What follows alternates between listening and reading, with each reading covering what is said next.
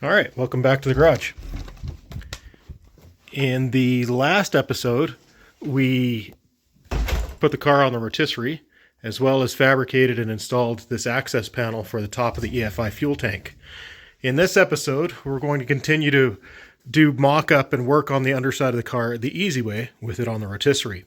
I've gone ahead and put this stainless steel brake line on here. From where it attaches to the axle through this bracket, I can now figure out where I want my clips to go to hold it into place all along through there. I'm also changing the parking brake situation. I'm doing some mock-up on it. I'm changing this over to a hand brake instead of having the foot pedal brake that you've got to use. I made these provisions. I welded them from the top side. It worked pretty good. I tried welding them underneath, laying on my back, and it didn't work out so well. So I got to grind these up and touch up the welds on those. As well as the flange for this pinch weld here. The new floor is a little longer than the rockers. I need to trim that off. I did that on the other side previously whenever it was on the rotisserie, but I didn't do this side for whatever reason. And then as well, there are these bolts here. They should be bolts, but somebody turned them in the studs. I guess they're rusted into place, so I got to try and deal with that because it makes it really hard to get the fender on and off with this being a stud versus a bolt. And then I've also got subframe connectors. I got some RideTech subframe connectors that I want to mock up, put those into place, make sure they don't crash into my new parking brake stuff, make sure they don't crush the brake line. And then as well, I should also be able to form fuel line over there at some point while this thing's up on its side. Let's get to work. Okay, I got the subframe connectors bolted on there. They're looking pretty good. This should be about where they sit. As far as connecting to the front subframe there and then attaching to the rear subframe here. And as you can see, there's about a 1/4 inch gap between that and that parking brake provision. There's a little more room on this side. That might be due to the car being on its side and gravity pulling everything down.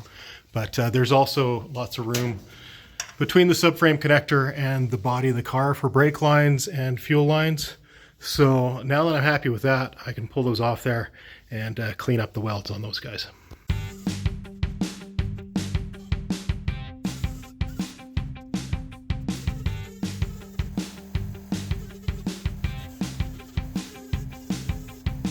After a little quality time with the die grinder and the wire wheel, I got this guy cleaned up. It's ready to be welded on.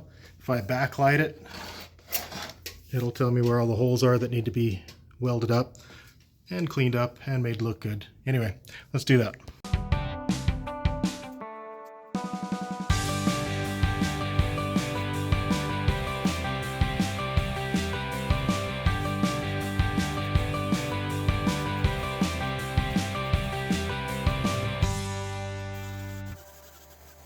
All right, little time with the welder, and I got this guy welded in there. I was having a lot of trouble with the welder. I don't know if it was me or I didn't have the settings right. Kept tinkering with it and ended up doing a lot better on this one. Anyway, good thing I've got grinding skills. Anyway, I'm going to do the bottom side of these whenever I flip the thing over so that I'm not fighting with gravity there. Let's move on. Now then, we're going to be extracting these bolts here that are rusted into place. There's one up there and one down here. This one here, I've cleaned up the end of it so it's nice and shiny and ready to have a nut welded onto it. So let's get to doing that. All right, welding nuts on it only worked to make the stud shorter. So I tried to drill it out and use an easy out. That didn't work. Now I'm just drilling it and tapping it. So gonna get this guy cleaned up in no time. Okay, after a few turns with that tap, this thing's got new clothes, you know, fresh threads. Let's do the upper one now.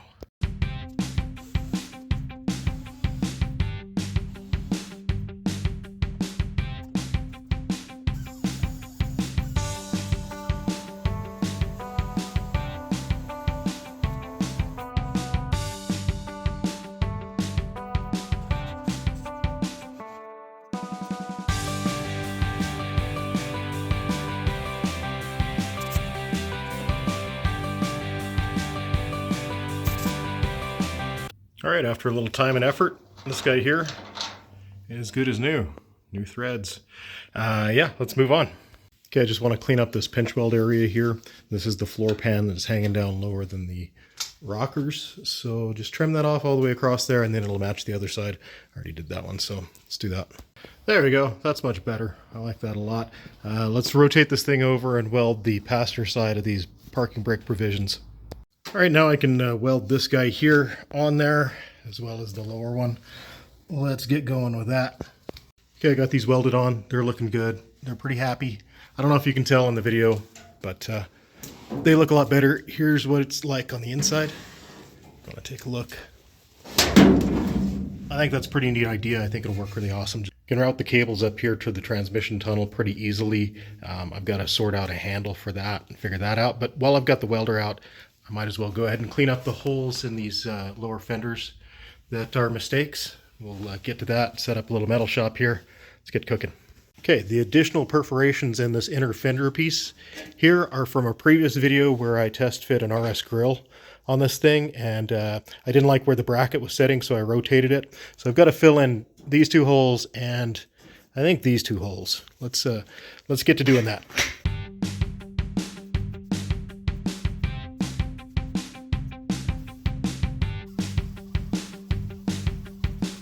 Okay, the holes are filled. They're looking really good. Here's a look at the top side of that one. You can barely even tell.